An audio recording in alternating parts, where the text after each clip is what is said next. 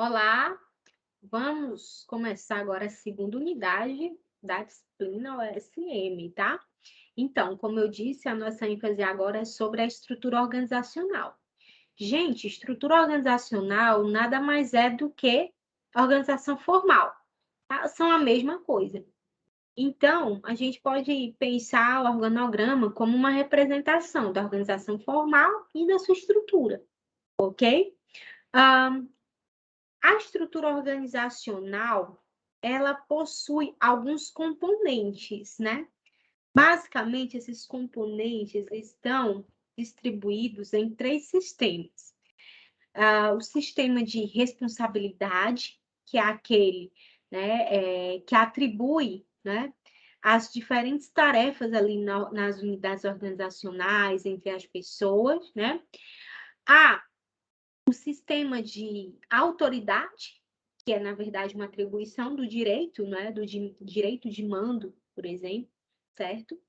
E o sistema de comunicação, que a gente já falou alguma coisa lá na primeira unidade, tá? Então, basicamente, os componentes da estrutura organizacional estão distribuídos nesses três sistemas: sistemas de responsabilidade, sistema de autoridade e sistema de comunicação. Eu quero aqui dar uma ênfase sobre a departamentalização, né, que é um processo, né, que se refere basicamente à necessidade de distribuir os recursos da organização, distribuir as tarefas organizacionais a ponto de maximizar, né, a produtividade, né, o alcance dos objetivos, tá?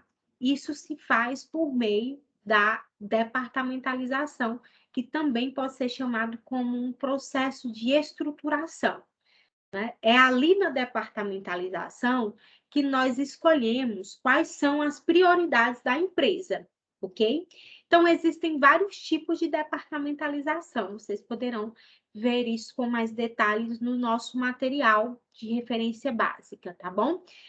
Mas aqui eu vou fazer menção à departamentalização por área geográfica, para mostrar o seguinte, uma máxima, né, dessa questão da estruturação, da departamentalização.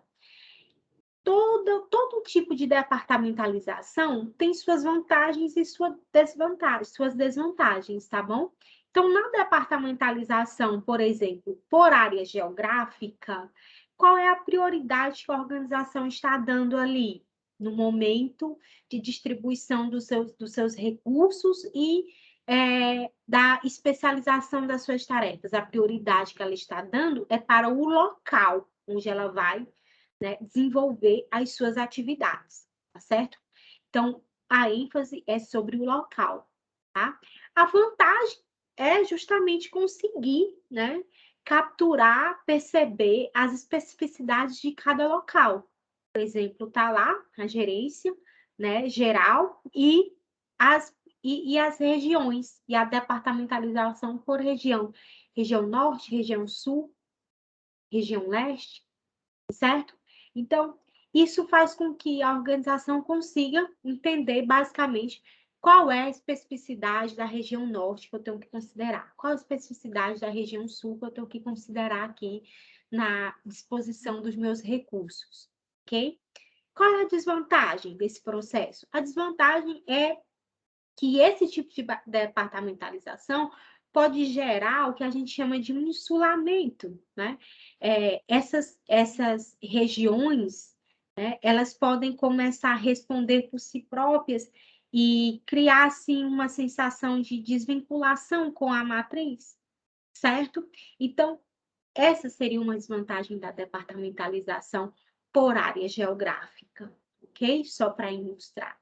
E aí, outro ponto que eu quero destacar em relação aos componentes da estrutura organizacional é a questão da amplitude de controle, né, no sistema de responsabilidade. Então, no sistema de responsabilidade, a amplitude de controle refere-se, né, à quantidade, ou ao conjunto, né, ou melhor, quantidade mesmo, né, de subordinados que se submetem a um determinado chefe. né? Então, um chefe coordena ali um conjunto de subordinados. Quanto maior a quantidade de subordinados que estão, né, sujeitos a um determinado chefe, né, eu estou falando aí de uma estrutura achatada, né? Essa estrutura achatada, ela permite que o chefe ele delegue, né, mais, né, responsabilidades para os seus subordinados, já que ele possui muitos subordinados, então ele acaba trabalhando mais com essa questão da delegação, né, de autoridade. Outro ponto importante numa amplitude de controle, numa estrutura achatada, é que ela é menos custosa, né? No sentido de permitir essa maior autonomia dos subordinados. Aí, em contraposição à estrutura achatada, eu tenho a estrutura aguda, né? Que é uma estrutura onde a amplitude de controle é menor. Significa dizer que o chefe tem poucos subordinados. Isso faz com que o chefe destine maior atenção, né, para cada um dos subordinados, mas isso acaba fazendo com que esse chefe também centralize mais o seu poder, as suas decisões, tá certo? Então, é uma estrutura mais cara. Então, dependendo do objetivo da organização, às vezes uma estrutura achatada é mais interessante, às vezes uma estrutura mais aguda é mais interessante. Então, depende do objetivo organizacional, ok? E aí, para encerrar, eu vou falar rapidamente dos condicionantes da estrutura organizacional.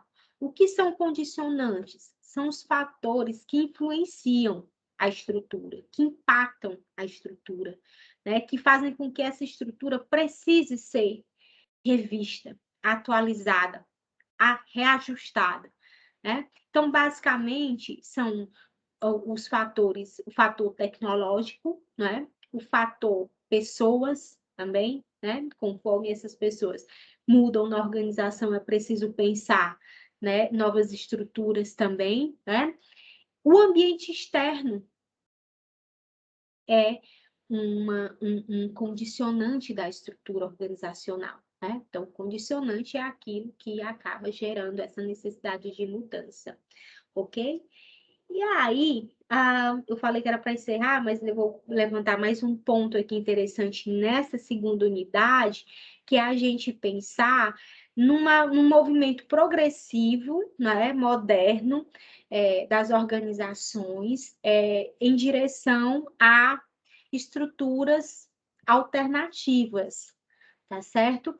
Então, as organizações, elas vêm substituindo as estruturas tradicionais. Quais são as estruturas tradicionais? Essas estruturas lineares, né, que tem, né, níveis hierárquicos bem conhecidos, né?